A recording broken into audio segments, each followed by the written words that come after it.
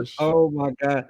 Like, we knew that was gonna happen, and I knew Attack on Titan folks would be some jerks and not do it until the very end of the episode to make us wait till the next one. I'm used to that. I'm okay. I don't like it, but I'm okay. But this right here, yo, the thing, it's literally we have seen how Eren has grown and become who he is now. Yeah, He's literally become technically a Titan terrorist, if you will. he is. But the thing is, he's literally about to do to these people what was done to him in the first episode, and I'm all for it. I'm here for it all. He basically said, I've lived with y'all. I've eaten with y'all. I have suffered the same as you all. But you know what? At the end of the day, you can still get this work. You literally, because my mother was eaten by a Titan, who I even think to this day, I'm not even sure if he knows, unless he does know now by having his father's memories and having them unlocked. He probably does. That the woman that ate his mother was his father's, first wife. But the simple fact that it was like I took time to be amongst you all to truly understand the whole concept of why you all came to the island, why you destroyed the walls, why you ate my mother. And I understand. But you know what? F it. Y'all gonna still catch this work. I'm still moving forward. And I vaguely remember saying I wouldn't stop till all the Titans are dead and make sure everybody catch this work. But you know what? Even in the grand scheme of things, you still gonna catch this work. And I'm here for all of it. You're gonna get this work. This dude literally just said, I am the anime version of Thanos, and I'm here for all of it. You're gonna get this work. I'm here to snap my fingers and do my step. Right. Like, dear Marlians, you are a rich ninja. Dear Marlians, you are a rich ninja. I heard you got extra security for me. That's a rich move, Marley. I ain't gonna stop till you pay what you owe. Sincerely, the founding Titan. Let's go. Like, I'm here for all of it, fam. All of it. So, all right. So, yeah. I mean, the thing about this episode that, as much as everybody loves, like, the Titan fights and like the amazing visuals and stuff like that, the story in and of itself is the thing that makes this anime stand out the test of time. Like, the work that they put in from the story to lead us to where we are right now is probably one of the most amazing payoffs that I've ever seen, to be honest with you, because the show started in 2013. You know what I'm saying? Like, it's 2021. And we're seeing the fruits of the labor that we watched back then. And even when you go back and rewatch stuff, you still get a lot from it. And it's like, this episode, honestly, I could go back through it again and again and again. And definitely when the English dub comes out, I'm going to go and listen to it again and again and again to get really what's really happening right now. Like, it's history. It's literal history. But it's fictional history, which is crazy. And this was a 10 out of 10 episode for me. And it's crazy to say that nothing technically happened, but everything was really happening all at the same time. Because I do think that was Armin that set the Cart Titan and the whatchamacallit Titan up. The Cart Titan and the Jaw. That wasn't the Jaw Titan? Yeah, because that was Gilead. I mean, we literally had. There was literally so much in this episode to unpack. We already came in to deal with this this tension regarding Reiner facing Eren, right? Right underneath that, you know, or even just off to the side, maybe a subsequent layer of that is Falco's realization that not only has he been used, he's technically been used so easily by the enemy. Like he's supposed to potentially inherit the armored titan from the guy standing in front of him to battle the other guy sitting across from him. That there's that layer. Then on top of that, and subsequent to that, is the fact that his actions, unbeknownst to him, set things in motion where you saw, and they haven't shown. I do believe it's been 4 years. I believe that was Armin that set up the jaw and the cart titan, and I also think maybe in terms of it being 4 years, he either had a growth spurt or that could have also been impacted by him inheriting the colossal titan. But the fact is, things have been set in motion that can't because of what he's done, which is no different from Reiner. Reiner knows that because of his decision to keep everyone moving forward instead of returning, set things in motion that could not be undone. He literally created. He is technically the Voldemort that created the Harry Potter, you know, because of his actions, and he has now come face to face with that quote unquote punishment or the consequences of his actions.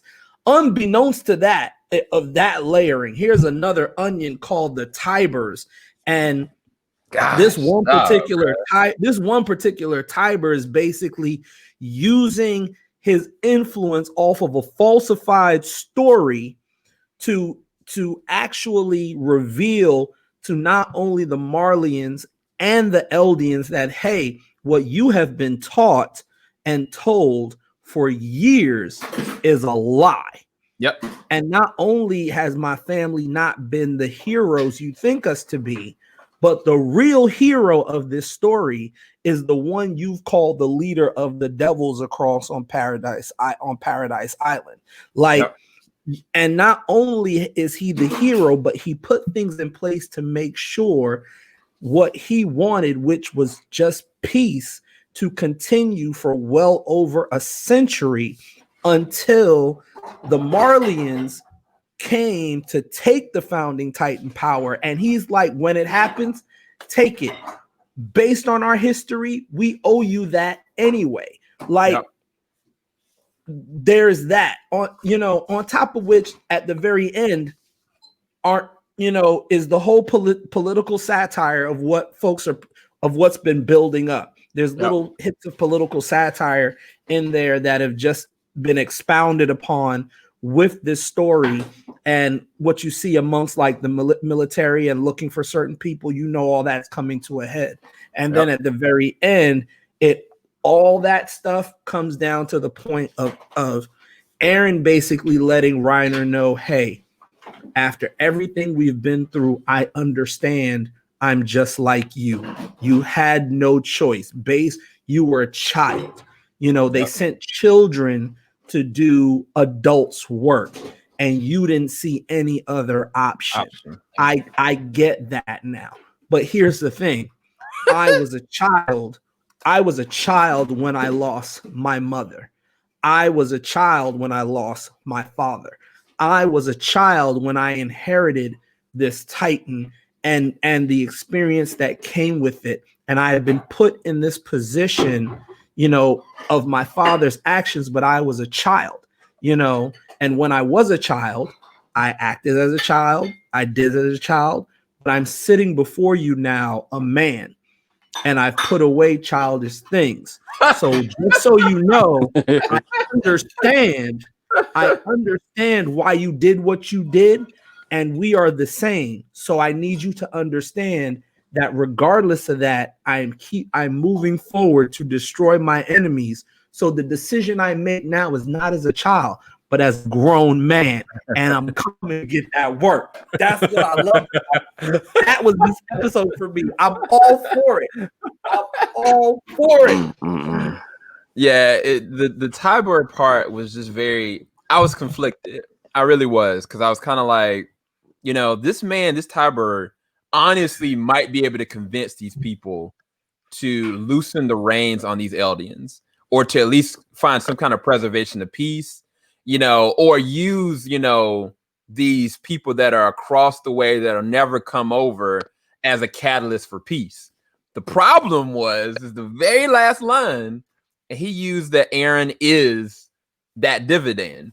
That's the thing that is your real enemy. And he used that as the catalyst. And the problem is, once you call, a spade, you better be ready for it to strike. And he wasn't ready.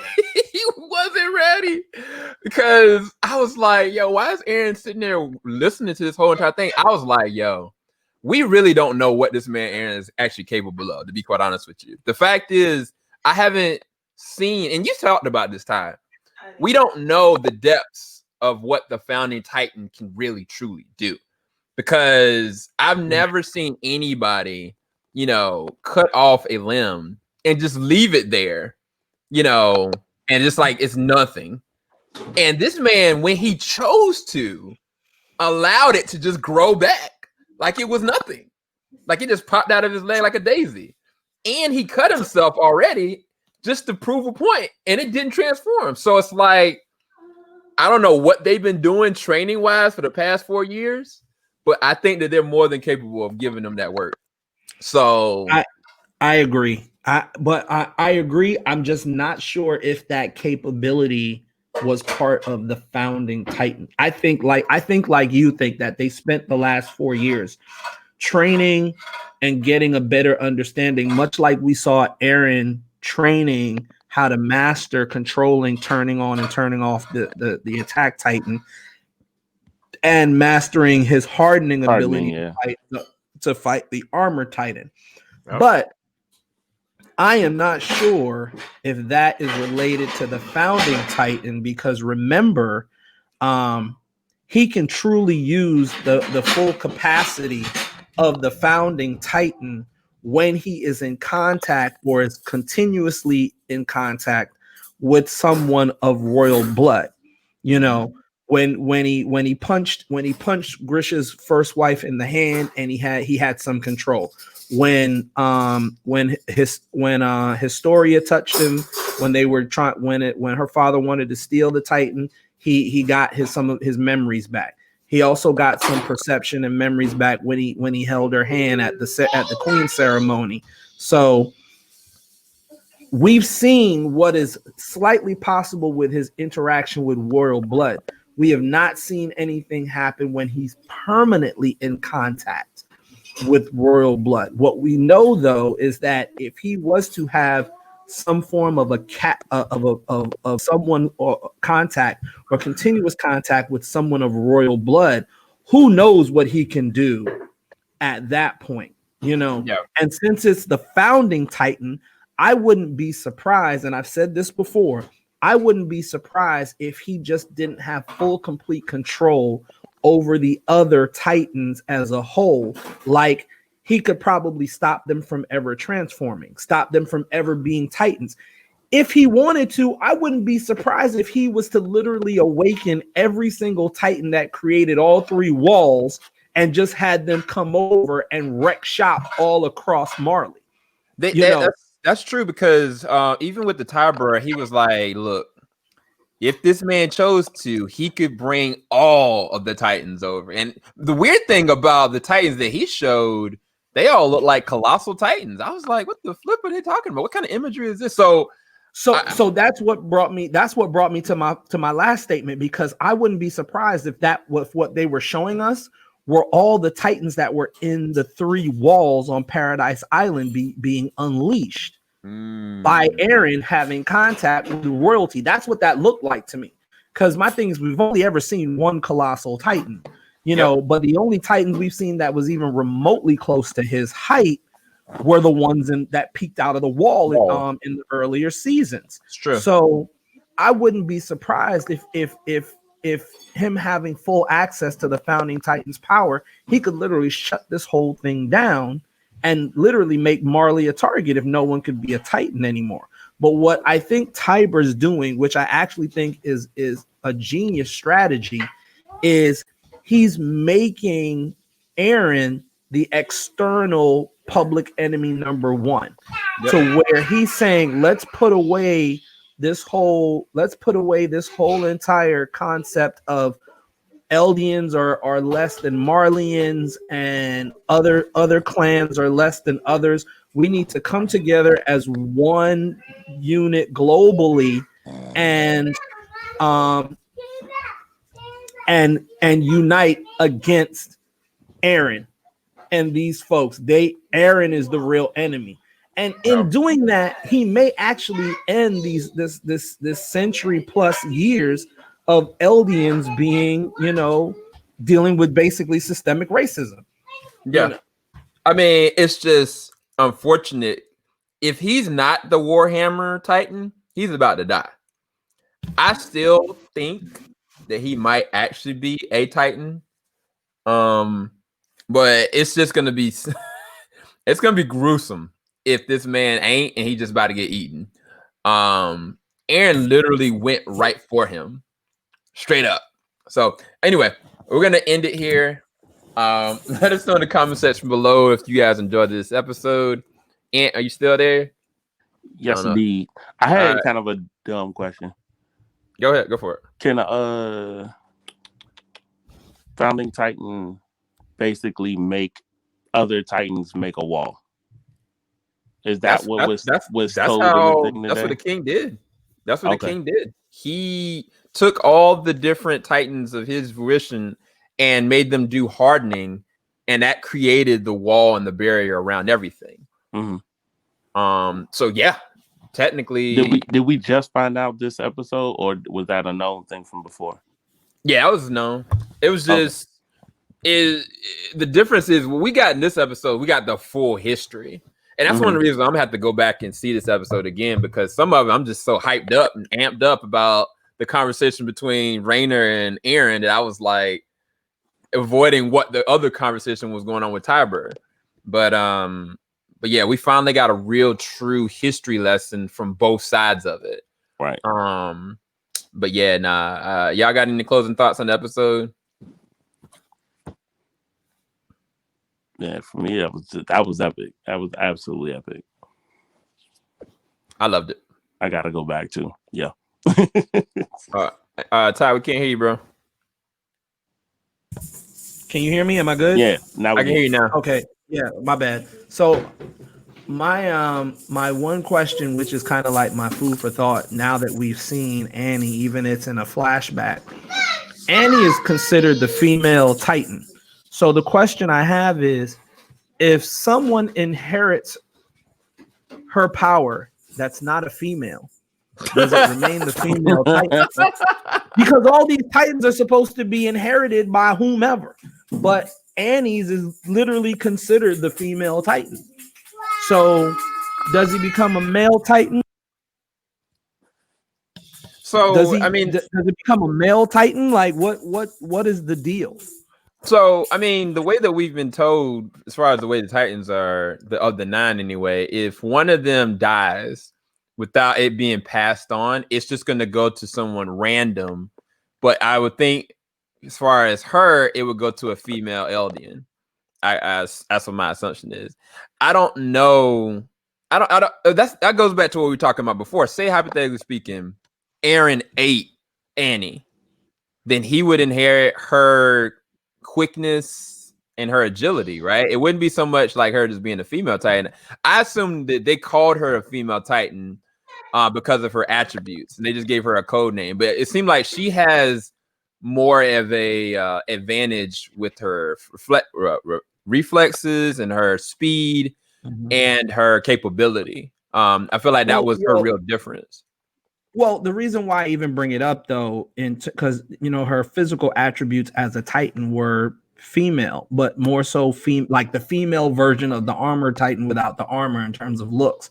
But the thing is We didn't know that the Crate Titan was a woman until this season. You know, we just know that, right? We didn't know the Cart Titan, excuse me, was a woman until this season.